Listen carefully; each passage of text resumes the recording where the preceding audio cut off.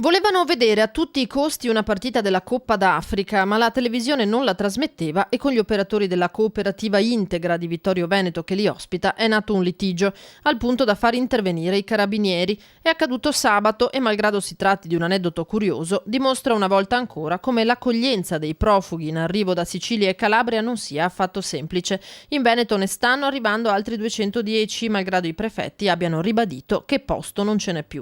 Questa è la schizofrenia di un paese che non programma più, di un paese schizofrenico che accetta che ci sia ancora ospitalità di profughi e ormai siamo arrivati a 200.000 quest'anno e pensi solo al Veneto, per questo io mi sono opposto, che ha 200.000 disoccupati dei quali 42.000 sono profughi. Mi chiedo ai nuovi profughi che arriveranno in Veneto cosa diamo da mangiare e come faranno a vivere, dove andranno a lavorare. 50 quelli destinati alla Marca provengono da Nigeria, Mali, Gambia, Senegal, tutti maschi, tra loro un minorenne. 29 sono arrivati stamattina in corriera nella sede della Caritas in Via Verdi, vicino al Tribunale a Treviso, sotto gli occhi preoccupati dei residenti. I restanti saranno ospitati a Istrana.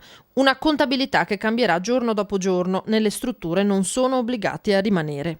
Penso che sia ormai lapalissiano che noi non sappiamo più nulla degli immigranti che arrivano, e direi ancora di più, c'è un altro tema che è quello del costo. 42 euro al giorno non sono pochi, a casa loro equivale minimo allo stipendio di un mese.